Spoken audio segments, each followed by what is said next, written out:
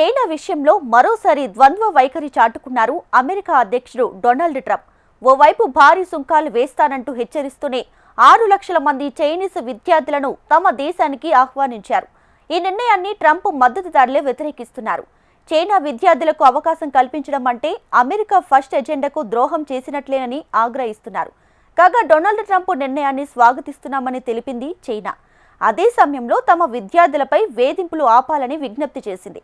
వారిని ప్రశ్నించడం, నిరాధార ఆరోపణలతో స్వదేశానికి పంపడం లాంటి చర్యలు మానుకోవాలని హితవు పలికింది.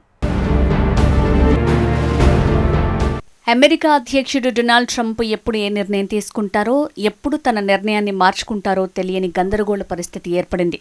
అసలు ట్రంప్ సుంకాల యుద్ధం ప్రారంభించిందే చైనాను కట్టడి చేసేందుకు. ప్రపంచ వాణిజ్యంలో చైనా అగ్రరాజ్యానికి పోటీ రావటం, తక్కువ ధరలతో మార్కెట్లను ముంచెత్తడం ఆయనకు మొదటి నుంచి నచ్చలేదు. చైనాను కట్టడి చేస్తామంటూ వాణిజ్య సుంకాలను భారీగా విధించారు ట్రంప్. దీనికి స్పందనగా చైనా కూడా అమెరికాపై సుంకాలను పెంచింది. ఇలా పోటాపోటీగా పెంచుతూ పోయి ఒక దశలో 250% సుంకాలను తీసుకువెళ్లారు ట్రంప్. ఆ తర్వాత హఠాత్తుగా నిర్ణయం మార్చి చర్చల ద్వారా సమస్యను పరిష్కరించుకుందామన్నారు. అదే సమయంలో రష్యా నుంచి చమురుకుంటున్నామనే సాకుతో భారత్ మీద వాణిజ్య సుంకాలను 50% తీసుకువెళ్లారు అమెరికా అధ్యక్షుడు. వాస్తవానికి రష్యా నుంచి భారత్ కన్నా అత్యధిక చమురును చైనా కొంటోంది. కానీ ఆ విషయంలో నోరు మెదపకుండా ద్వంద్వ వైఖరిని ప్రదర్శించారు ట్రంప్. తాజాగా డొనాల్డ్ ట్రంప్ సుంకాలపై వార్నింగ్ ఇస్తూనే ఏకంగా 6 లక్షల మంది చైనీస్ విద్యార్థులను అమెరికాలో చదువుకునేందుకు ఆహ్వానించారు. తాజాగా ఆయన శ్వేతభవనంలో మీడియాతో మాట్లాడుతూ, చైనీస్ విద్యార్థులను అమెరికాలోకి మేము అనుమతించబోమంటూ వచ్చిన వార్తల్ని విన్నాం. కానీ మేం వారికి మన విశ్వవిద్యాలయాల్లో ప్రవేశాలు కల్పించాలనుకుంటున్నాం. మనకది చాలా ముఖ్యం కూడా. 6 లక్షల మంది చైనా విద్యార్థులు అమెరికాకు వచ్చేందుకు అనుమతిస్తాం. ఆ దేశంతో సంబంధాలు మెరుగుపరుచుకోవాలనుకుంటున్నాం అని ట్రంప్ వెల్లడించారు. ట్రంప్ అధికారంలోకి వచ్చినప్పటి నుంచి వలసదారులు, విదేశీ విద్యార్థుల విషయంలో కఠిన నిబంధనలు అమలు చేస్తున్న సంగతి తెలిసిందే. ముఖ్యంగా చైనాలో కమ్యూనిస్టు పార్టీకి చెందిన వారు, పరిశోధన రంగంలో ఉన్నవారికి వీసాలు రద్దు చేస్తామని బహిరంగంగానే హెచ్చరికలు చేశారు. భారత్ సహా ఇతర దేశాల విద్యార్థుల వీసాల ప్రక్రియను కూడా కఠినతరం చేశారు. ఈ క్రమంలోనే తాజాగా చైనా విషయంలో ట్రంప్ యూటర్న్ తీసుకోవడం గమనించొచ్చు. వారు నిక్షేపంగా అమెరికాలో చదువుకోవచ్చన్నారు Trump. President Xi would like me to come to China. It's a very important relationship. As you know, we're taking a lot of money in from China because of the tariffs and the different things, and it's a very important relationship. We're going to get along good with China. I hear so many stories about we're not going to allow their students, or we're going to allow their students to come in. We're going to allow, it's very important, 600,000 students. It's very important. But we're going to get along with China. But it's a different relationship. China విషయంలో Trump U turn సొంత party నేతలను అసహనానికి గురిచేస్తోంది. ఆయన నిర్ణయాన్ని make America great again MAGA మద్దతుదారులు తీవ్రంగా వ్యతిరేకిస్తున్నారు.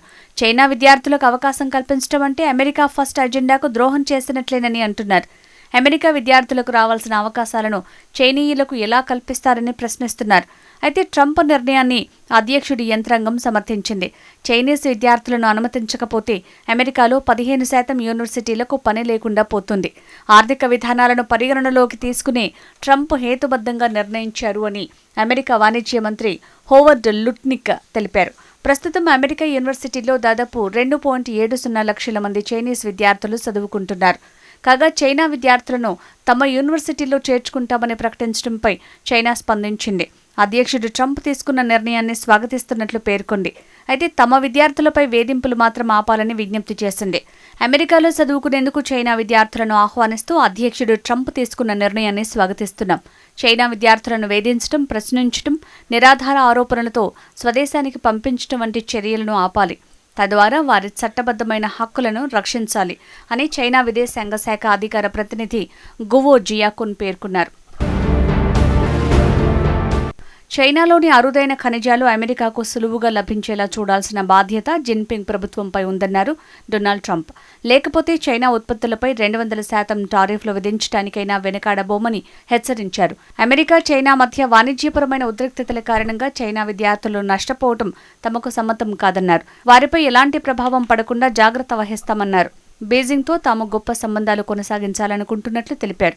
అయితే చైనా కంటే తమ ఆధిపత్యమే ఎక్కువన్నారు. ఈ విషయంలో పోటీకొస్తే వినాశనం తప్పదని ట్రంప్ పరోక్షంగా హెచ్చరించారు. ఈ ఏడాది చివర్లో లేదా ఆ తర్వాత కొంతకాలానికి నేను చైనా పర్యటనకు వెళ్తా. ఇరు దేశాల మధ్య అద్భుత సంబంధాలు ఉండబోతున్నాయి. అయితే ప్రస్తుతం కొనసాగుతున్న వాణిజ్య విభేదాల్లో బీజింగ్ కంటే వాషింగ్టన్ బలంగా ఉంది. వాళ్ల వద్ద కొన్ని కార్డులున్నాయి. మా వద్ద అంతకంటే అద్భుతమైన కార్డులున్నాయి. కానీ వాటితో నేను ఆడాలనుకోవట్లేదు. ఒకవేళ ఆడితే చైనా నాశనం అవుతుంది. అందుకే ప్రస్తుతానికి ఆ కార్డులు నేను ఆడను అని ట్రంప్ వెల్లడించారు. అమెరికా తన చిరకాల మిత్రదేశం భారత్ను దూరం చేసుకోవడం భారీ తప్పిదమేనని విశ్లేషకులు చెప్తున్నారు. చైనా, రష్యాకు వ్యతిరేకంగా భారత్ తాము చెప్పినట్లు ఆడాలని కోరుకోవటం బెడిసికొట్టింది. అమెరికా ఆధిపత్య ధోరణితో విసిగిపోయిన భారత్ స్వతంత్ర ధోరణిని అవలంబిస్తోంది. చైనా విషయంలో ఇన్నాళ్లు సమదూరం పాటించిన భారత్ ఇకపై స్నేహ బంధాన్ని బలపరుచుకునే అవకాశం ఉంది. ఈ నెలాఖరులో చైనాలో జరగబోయే షాంఘై సహకార సంఘం శిఖరాగ్ర సదస్సులో పాల్గొనేందుకు వెళ్తున్నారు ప్రధాని మోడీ. ఈ సందర్భంగా చైనా అధ్యక్షుడు జిన్పింగ్తో జరపనున్న సమావేశం కీలకం కానుంది. శత్రువుకు శత్రువు మిత్రుడు అన్నట్లు భారత్, చైనాలు తమ విభేదాలను పక్కనబెట్టిన అగ్రరాజ్యానికి వ్యతిరేకంగా తమ గళాన్ని గట్టిగా వినిపించాలని నిర్ణయించాయి. ఈ పరిణామం ఇప్పుడు అమెరికాకు మింగుడు పడటం లేదు. ఇండో పసిఫిక్ ప్రాంతంలో చైనాను నిలవరించేందుకు ఇన్నాళ్లు భారత్ను మచ్చిక చేసుకునేందుకు గత అమెరికా ప్రభుత్వాలు చేసిన సఫల యత్నాలను ట్రంప్ ఒక్క టారిఫ్ దెబ్బతో నాశనం చేస్తున్నారు.